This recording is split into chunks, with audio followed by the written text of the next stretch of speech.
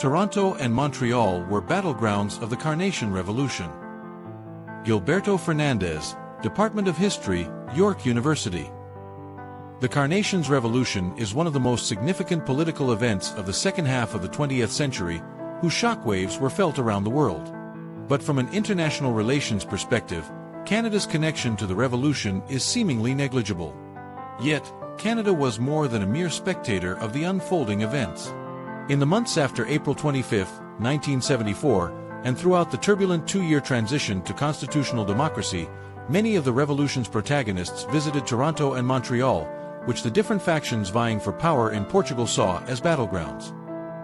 Before the revolution, Canada had been one of the few NATO allies consistently criticizing the Estado Novo and supporting the independence of Portugal's African colonies. Canadian politicians, churches, and civil society organizations opposed Salazar Caetano's regime through petitions, boycotts of Angolan coffee imports, picketing diplomatic offices, and other actions. United Church missionaries expelled or imprisoned in Angola after the war began in 1961 were especially vocal, often partnering with Portuguese political exiles. Once deemed subversives by Canadian intelligence services and troublemakers by conservative community leaders, Portuguese exiles and war resistors quickly moved to the center of Portuguese-Canadian civic life, where leftist, anti-fascist, and anti-colonialist voices became dominant almost overnight. By 1974, Toronto's Portuguese-Canadian Democratic Association, PCDA, founded in 1959, and Montreal's Mouvement Démocratique Portugais, MDP, founded in 1961, were both led by PCP militants. Their long-standing links with the PCP and PS, the leading forces in the revolutionary period, gave them privileged access to the Provisional Revolutionary Government, which in turn sought their input on immigration and diplomatic matters, as well as information about reactionary elements in their expatriate communities. These exiles also acted as intermediaries for major international actors. Agostinho Neto, leader of the MPLA and future first president of Angola, learned of the revolution while visiting the Toronto Committee for the Liberation of Portugal's African Colonies office at St. Paul's Avenue Road Church. In Ottawa, Neto had met with federal government officials and discussed the possibility of Canada hosting peace and decolonization talks between Portugal, among other topics. In Montreal, he met with the MDP's Rui Cunha Viana and Amadeu Moura, who recorded Neto's first public statement saluting the MFA and laying out his peace terms. Viana, Moura, and the PCDA's Julio Ricardo Felix traveled on the first flight back to Lisbon, where they met with members of the revolutionary junta. Moura delivered Neto's recording to the newspaper Republica, which published its full transcript on May 2. Canadian media covered the revolution almost daily, featuring stories of special interest to its readers. Few recall today that 1,500 Canadian servicemen, 5 warships, and 3 aircraft were stationed in Lisbon on April 25. One aircraft was flying over Lisbon while the coup unfolded. They were participating in a NATO exercise. Initial coverage was cautious but not alarmist and occasionally favorable toward the MFA. But it grew alarmist as Prime Minister Vasco Gonçalves veered further to the left, nationalizing banks and other industries, legalizing land occupations, and introducing other socialist policies. Most Portuguese immigrants at the time could not read the news in English or French. Up-to-date news in Portuguese was hard to find in the first weeks of the revolution. The dictatorship's former allies took advantage and stoked anti-communist fears, especially among the more conservative Azorean majority. Chief among them was the Catholic priest Alberto Cunha, a staunch supporter of Salazar and the colonial empire, and a fierce enemy of the PCDA. Despite being a mainlander, Cunha was well-liked by his Azorean parishioners at St. Mary's Church in downtown Toronto. That year's Santo Cristo procession, on May 19th, drew a record 100,000 participants, some coming from British Columbia, California, New England, and Bermuda. Making it even more special was the presence of Prime Minister Trudeau and his wife at Massachusetts. This show of force by the once marginalized Azorean majority reinforced Father Cunha's power. Besides the church pulpit, the priest also disseminated disinformation through his own newspaper, TV show, and radio show on Chin FM. Johnny Lombardi eventually cancelled it after the PCDA picketed Chin's building.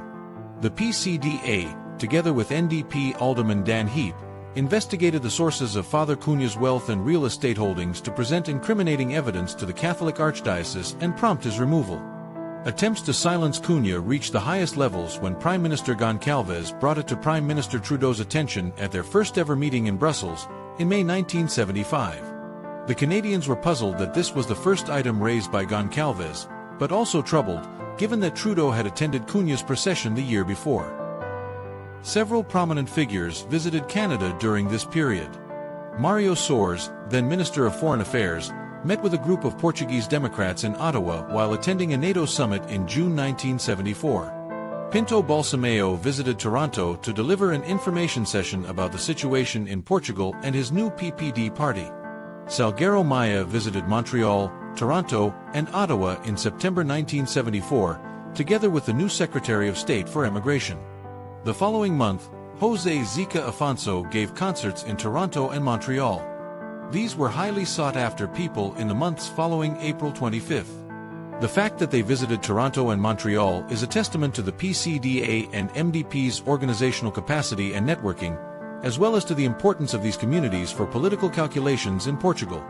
Canadian leftist intellectuals, politicians, and activists follow the situation in Portugal closely and picked sides in the unfolding battles over the right path to socialism. But they all agreed that the media coverage had a right-wing bias. On May 24, 1975, the Globe and Mail published an ad paid for by the PCDA, criticizing the media's alarmist interpretations and supporting the MFA and the Goncalves government. 500 people signed that statement, including about 150 non-Portuguese individuals, including an NDP MPP and 8 Toronto councillors, including future Mayor John Sewell. The ad prompted debate on the Globe and Mail after a group of anti-communist intellectuals wrote a joint letter expressing alarm over Toronto's councillor support for a pro-communist government. This elicited a dozen letters to the editor and opinion pieces by Canadian journalists, scholars, authors, labor leaders, and elected officials between February and June 1975. The hot summer of 1975, when far-left party offices and supporters in northern Portugal and the Azores were victims of hundreds of bombings, arsons, shootings, and other far-right terrorist attacks, was also felt in Toronto. In August, about 200 Portuguese right-wingers marched in Kensington Market, protesting what they saw as a communist takeover in Portugal. The pamphlet announcing this demonstration called for "Death to Communists" and referenced the people who signed the Globe and Mail ad. There were also attacks on known leftists and their businesses, especially on days when newspapers arrived at the Portuguese bookstore, and threats to set fire to the PCDA's headquarters. Right-wing counter-revolutionaries also visited Canada, including leaders of the Azorean Liberation Front, a separatist movement with considerable support in the Azorean diaspora. But the most notable was General Antonio Spinola, who had gone into exile after his failed far-right counter-coup in March 1975. Spinola spoke to a crowd of about 800 people at the St. Lawrence Centre for the Arts in Toronto on November 23, 1975, where he raised funds for another right-wing coup in the works. Outside the venue, about 200 people protested his presence, including many non-Portuguese anti-fascists. Some were pelted with rocks by Spinola supporters. Meanwhile, a new generation of Portuguese-Canadian social workers, journalists, teachers, union organizers, and other community developers, many of them women, started their community work during this period. They would create new progressive organizations and media outlets, like Montreal's CINQ-FM and Toronto's Communidade. These outlets offered news and commentary on the revolutionary transition in Portugal and its echoes in Canada, alongside local stories and useful information on issues affecting working-class immigrants' lives. These young community workers were bilingual, better educated than their peers, and comfortable in both mainstream and immigrant societies. While focused on improving the situation of Portuguese workers in Canada, they drew inspiration from the revolution's socialist ideals. Some later became union organizers, legal aid workers, anti-discrimination advocates, and political candidates, mostly with the NDP. Through them, the memory, spirit, and ideals of the Carnation's revolution continued to shape Canadian society in every area in which progressive Portuguese Canadians are engaged.